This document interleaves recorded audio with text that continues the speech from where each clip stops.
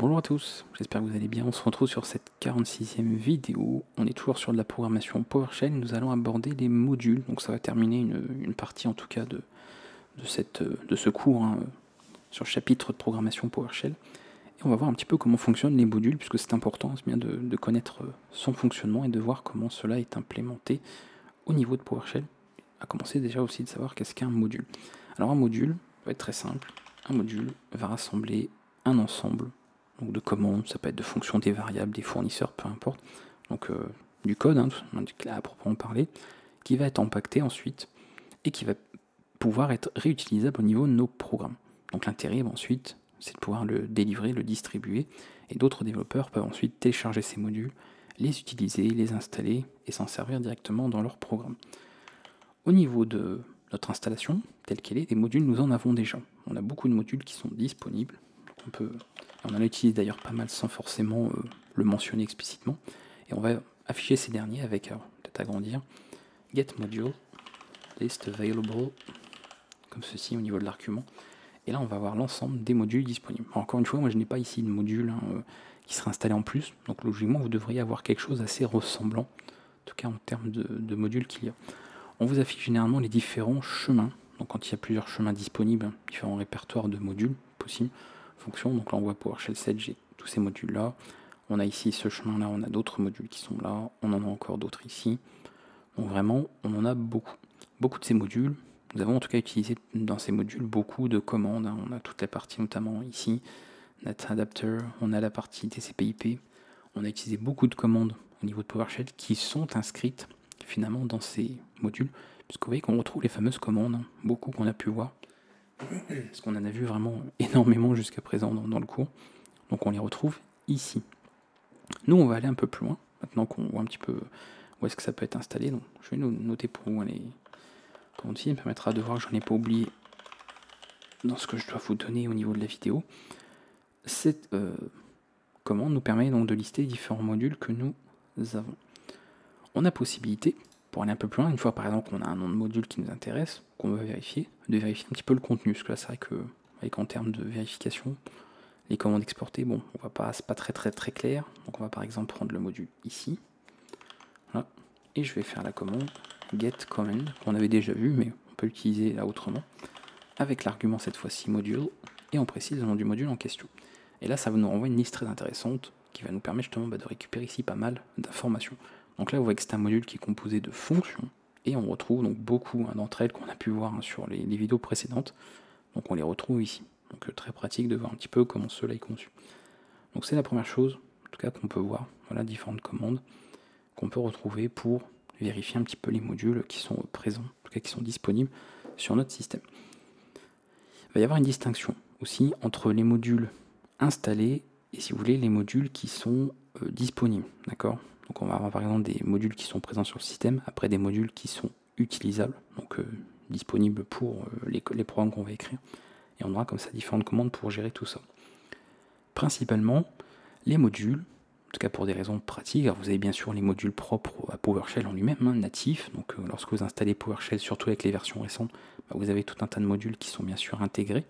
Et vous avez ensuite un référentiel, donc on va dire un référentiel à distance, donc sur un site, sur un serveur, sur des serveurs, qui inclut tout un tas de modules que l'on peut télécharger. Donc ce sont des modules qui sont publiés, et ce dernier, bien sûr, est accessible via PowerShell Gallery. Donc c'est ce site-là, normalement, voilà, qui est le plus connu par rapport au niveau des dépôts. Donc on a les différents paquets. Donc si on regarde, je sais pas si on a le nom, voilà, donc on a direct, voilà, plus de 360 000 paquets disponibles, avec tout un tas d'autres choses. Donc il y a bien sûr des dépendances, mais on a beaucoup de paquets qui sont disponibles sur le site ici. Alors là, le côté pratique, c'est que déjà graphiquement parlant, si vous voulez à un moment donné travailler avec un de ces paquets, il peut servir, donc il va rajouter des fonctionnalités supplémentaires qui ne sont pas natives de PowerShell, mais qui peuvent être utilisées par la suite. Et bien vous avez tout qui est disponible, notamment ici dans la section Packages, et on retrouve comme ça toutes les parties donc propres au système, parce que je vous rappelle que PowerShell c'est pas que du Windows, vous pouvez programmer en PowerShell sur tous les systèmes d'exploitation, enfin les 3 les plus connus en tout cas, donc vous avez tout ça. Et après vous avez différentes catégories et différents types de paquets, modules sous forme de script, parce qu'on peut des fois avoir juste un petit script et pas forcément un ensemble de commandes, etc. Donc comme ça on retrouve ces différents partie qu'on a là. Donc on en a plein, vraiment on en a plein. Bon là ils sont rangés à la part popularité, donc évidemment c'est celui-ci qui est le plus connu pour gérer notamment tout ce qui est mise à jour Windows directement et bien via PowerShell. Donc on a tout et on retrouve beaucoup d'informations. Donc si vous voulez installer notamment votre module, vous avez la commande qui est déjà là, au plus simple. On peut passer par cette commande aussi, mais celle-là va très bien. Et vous avez plein d'informations, donc les numéros de version, vous avez les différents historiques, on va dire tous les détails, d'accord. Éventuellement s'il y a des commandes qui sont incluses là-dedans, on peut les retrouver ici, ce qui est bien pratique, pour trouver comme ça quelques informations sur celle-ci. Et quand ce sont certains dépôts proposés par exemple sur un GitHub ou un site ou n'importe quoi, vous avez toutes les informations ici également, donc en termes de statistiques. Et par exemple le site du projet, voilà, donc là c'est un projet sur GitHub, et on retrouve comme ça ce dernier avec tout qui est disponible, et notamment le module en lui-même. Donc on a ce répertoire, on a visiblement plein de fichiers ici également, voilà, et notamment deux qu'on va voir un petit peu ensemble, le fameux fichier là, PSM1 et PSD1, parce que d'ailleurs le format PSD est utilisé notamment par Photoshop, donc ils mettent un petit 1, histoire de ne pas entrer en conflit avec certaines applications, et de ne pas avoir un manifeste comme on va le voir qui s'ouvrirait avec Photoshop, c'est un petit peu problème. Donc très pratique, voilà, si vous voulez récupérer à un moment donné un paquet, parce que ça peut être utile, ça peut vous servir, sachez que vous avez ce dernier qui est disponible là. Donc on a comme ça un petit peu tout qui est disponible pour utiliser, donc c'est plutôt bien à connaître ici. Alors pour voir justement tout ça, on a possibilité de passer par une variable d'environnement. Donc on peut retrouver d'autres informations ici. Donc je vais taper directement 11 et on a module path, comme ceci. En tapant cette commande, je récupère tous les chemins d'emplacement, d'accord, des modules. Donc rappelez-vous, c'est les chemins qu'on a vu tout à l'heure. Quand j'ai listé tous les modules, il m'a montré en fait tous ces derniers, sauf celui-là, ce que je n'avais pas, parce que généralement c'est pour les modules qu'on met en local, vous voyez, c'est propre à l'utilisateur. Donc si je veux avoir mes propres modules, que ce soit des modules téléchargés ou des modules que j'ai créés moi-même, eh bien je peux les mettre dans un répertoire PowerShell, dans Document, et ensuite un sous-répertoire Modules. Et comme ça on a tout qui est ici. Et ensuite on retrouve généralement les répertoires système, comme on a vu tout à l'heure. Donc vous avez comme ça les différents chemins. On peut également indiquer une liste de dépôts, c'est-à-dire qui sont enregistrés au niveau de notre système ici. Donc pour ça, on a une autre commande, donc repository. Je vais le noter ici d'ailleurs. Ça va, je saurais que j'en ai parlé, je peux oublier. Hop. Et cette commande va renvoyer, si elle veut bien. Voilà, ça a été un peu long, bizarre, mais bref. L'ensemble des dépôts qui sont éventuellement enregistrés au niveau du système. Donc on a la fameuse PowerShell Gallery qui est ici, avec le lien qui est là. Et important, donc la politique au niveau de l'installation est indiquée en untrusted, qui veut dire tout simplement que ce n'est pas vérifié, validé, de confiance, en tout cas par défaut. Alors ça pourrait sembler bizarre, parce qu'on se dit, bon, on a un outil quand même ici qui est proposé, qui est estimé fiable, hein, c'est une source fiable ici pour le téléchargement de paquets, mais au niveau du système, il considère que ça l'est pas forcément. C'est simplement une sécurité, que je vous conseille d'ailleurs de ne pas changer, éviter de changer cette valeur, qui va faire en sorte que dès que vous allez vouloir installer un module, eh bien, va tout simplement vous l'indiquer et vous alerter, vous faire une notif pour vous avertir de l'installation d'un module et vous demander une confirmation. Donc c'est simplement un point de vue sécurité pour dire, bon ok, c'est un dépôt distant qui est connu, etc. Mais bon, on n'est pas à l'abri, hein, c'est pas parce que c'est quelque chose de connu qu'il ne peut jamais y avoir de paquet ici qui soit mis et qui poserait éventuellement des problèmes de sécurité. Donc comme toujours, quand on télécharge des fichiers ou autres, faire toujours intéressant, même sur j'ai envie de dire, des sources de confiance, parce qu'on n'est jamais à l'abri de quoi que ce soit. Hein. Si vous suivez un peu les actualités autour, tout ce qui est globalement l'informatique de manière générale, l'électronique, vous avez bien compris que rien n'est sûr à 100% et ça c'est pas prêt de changer. Quoi.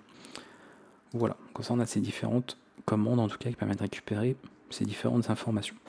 Alors une fois qu'on a un module, évidemment on peut donc récupérer différentes choses. On peut par exemple installer un module qu'on veut. Donc on l'a vu tout à l'heure ici au niveau de l'ensemble des dépôts. Et si je veux installer un module, j'ai cette commande install module suivi d'un nom, et ensuite le nom en question. Pourquoi ça fonctionne? Encore une fois, parce qu'il va aller chercher dans les dépôts ici. Donc déjà il va chercher un petit peu dans les modules que je peux éventuellement avoir en fonction, s'il peut en installer un.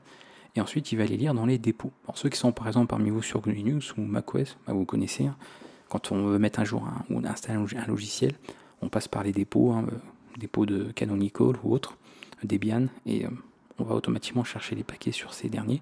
Là c'est le même principe, il va chercher donc ici un module qui porte ce nom, donc c'est un petit peu comme un identifiant, hein, c'est le nom du module, et comme il est enregistré dans ces dépôts ici, eh bien il va le trouver, donc il va pouvoir comme ça proposer de l'installer. Donc on a comme ça ces possibilités-là. Donc moi, bon, pour des questions pratiques sur le niveau de la vidéo, je ne vais pas forcément m'amuser à installer des trucs. Je ne vais pas forcément utiliser, et puis ça risque peut-être même d'être assez con, quoique peut-être pas beaucoup de téléchargement, on va le faire. Allez, c'est pas bien grave, donc je vais installer le module ici. Ça, vous aurez ça. Donc vous voyez, il vous met que ce n'est pas forcément un dépôt sûr, donc il vous met quand même un avertissement pour vous dire, bon, est-ce que c'est bon, qu'il n'y a pas de souci. Donc je mets oui, et comme ça il va télécharger le dépôt directement. Voilà. Enfin le module, pardon, pas le dépôt, parce que si télécharger le dépôt serait un peu bizarre. Et là comme ça, on va récupérer comme ça les différentes informations, c'est pas ça que je voulais. Donc ça on l'avait toujours, mais je voulais simplement... Voilà, alors, je sais pas si forcément il me l'aura mis... Dans quelle partie s'il me l'a mis là, voilà, dans mon répertoire personnel, comme je passais directement via mon compte ici, il me l'a mis ici. Donc effectivement, dans Documents, il m'a récupéré le module avec éventuellement les différentes commandes. Donc cette fois-ci, à nouveau, je peux faire comme tout à l'heure. Get command. Et vérifier les commandes qu'il y a. Voilà. Donc le nouveau module que je viens d'installer possède ces différentes commandes. Donc après, pareil, il faudra aller voir sur la documentation. On n'utilise pas un truc au pif. On ne joue pas aux devinettes. Mais en tout cas, on sait qu'on a ces différentes commandes à disposition. Donc on a des alias et on a ensuite plein de commandes PowerShell qui sont disponibles, permettraient de gérer les mises à jour Windows Update sans passer par l'outil graphique. Donc par exemple au sein d'un script, d'un programme, on pourrait tout à fait gérer ça sans problème. C'est aussi pour ça que c'est le paquet le plus populaire sur la galerie. Ce n'est pas pour rien. Bon, on a fait le tour là-dessus. Au niveau d'autres commandes, puisqu'on a vu un petit peu ce qu'on a ici. Donc là on a vu la commande d'installation, pas de problème. Alors on désinstallera par la suite, on verra ensuite ce qu'on a. On peut vérifier les modules installés avec la commande get installed module, comme ceci. Donc il va renvoyer notamment les modules qu'on a récupérés nous, pas les modules par défaut. On considère de toute façon ils sont intégrés, donc il ne les prend pas en compte. Mais vous voyez, il indique comme ça pas mal d'informations qu'on peut retrouver ici. Comme ça, bien pratique. Comme il s'agit de modules qui ont été récupérés sur un dépôt, pareil, comme je disais, les gestionnaires de paquets sur GNU Linux notamment, on a souvent besoin de mettre à jour ces derniers, vers une version plus récente. Pour ça, vous avez la commande ici. Alors on peut spécifier le module en question, évidemment. Sinon, de faire par exemple justement un get. Normalement, je pense que ça passe, il n'y a pas de raison. Install module, on récupère ça en sortie et on fait comme ça une mise à jour si besoin. Bon, là évidemment, il n'y en a pas, je viens de le télécharger, donc ça va de soi. Mais on pourrait comme ça mettre à jour les différentes parties que nous avons. Voilà. Avant, il fallait éventuellement importer les modules. La session qu'on utilise depuis les versions récentes, alors quand je dis version récente, c'est à partir de la version 3, donc normalement vous êtes largement à la version 3 de PowerShell, vous devriez normalement être dans la version 7 même et plus. Logiquement, voilà, vous n'avez plus besoin d'importer un module. Si vous venez à utiliser un module dans un autre programme, il sera importé automatiquement. Donc c'est fait totalement de manière transparente. Et tant mieux, parce que moi ça évite d'oublier d'importer quelque chose au niveau de nos programmes. Donc on peut gérer ça. Alors encore une fois, je vous ai montré ça principalement dans le terminal, mais vous avez bien compris que c'est la même chose ici. Si je dois utiliser un module dans mon programme ici, dans mon script, voilà, je l'utilise directement. Il n'y a plus besoin de faire la commande époque import module, puisqu'il sera importé implicitement. Mais vous pouvez l'utiliser directement ici, sans problème. Utiliser les commandes comme si elles étaient natives, qu'elles étaient directement intégrées par défaut dans PowerShell. Si on veut supprimer, en tout cas, un module sans forcément le désinstaller complètement du système, on a la commande remove module. D'accord. Donc ensuite on peut vraiment le désactiver. Et après bien sûr, et moi je vais le faire parce que je vous ai dit, je ne vais pas le laisser sur mon système. C'est juste pour la démonstration. J'ai la commande uninstall module. Et ensuite je peux retirer le module qui a été tout simplement installé. Alors évidemment il va me dire oui qu'il est déjà utilisé. Et en plus, oui, il faut seulement que je sois un administrateur, donc c'est pas grave, je le ferai hors vidéo, mais voilà, vous avez vu la commande en tout cas qui permet de le faire. Donc on peut comme ça gérer un petit peu tout ça. Alors vous avez vu d'ailleurs que ça lui a pas posé de problème d'installer le module en soi, puisque j'étais sur il me l'installe dans mon répertoire courant, donc de manière locale. Donc généralement, vous avez peut-être remarqué pour certains logiciels ou autres, quand vous installez quelque chose en local juste pour vous, donc dans votre répertoire personnel, vous avez déjà les permissions parce que c'est vous, d'accord. Par contre, quand vous voulez installer quelque chose sur l'ensemble du système, notamment quand on installe quelque chose dans les Program Files ou Program Files en version 32 bits, là généralement ils vous demandent les droits administrateurs pour pouvoir le faire, parce que c'est sur l'ensemble du système, et Et c'est comme ça que fonctionnent les permissions sur Windows, comme on avait pu le voir précédemment. En tout cas, maintenant, on a fait un petit peu le tour des commandes. Alors, je vais quand même noter les autres qu'on avait vues, parce que là, on a vu surtout les commandes de récupération. Donc là, bien sûr, si on a une commande d'installation, on a une commande là. Comme je disais, le import module n'est plus à utiliser normalement maintenant, parce que c'est implicite.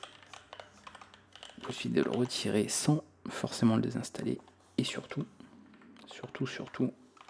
ça vous servira la mise à jour des modules. Ou d'un seul module, on n'est pas obligé de faire une mise à jour dans tout, bien évidemment, donc on peut bien sûr gérer un petit peu comme l'on veut. Comme ça, on a fait le tour un petit peu des commandes. Et sachant qu'on avait vu deux petites instructions pour récupérer, comme je disais, tous les chemins de stockage, d'emplacement en tout cas des modules, et notamment afficher et récupérer la liste des dépôts qui sont enregistrés ici au niveau de notre système. Voilà. Pour terminer, puisqu'on ne s'arrête pas là avec cette petite séance, on va créer notre propre module. On va voir comment que ça se passe. Même si ça va être un module évidemment très simple, le but c'est que vous voyez la syntaxe.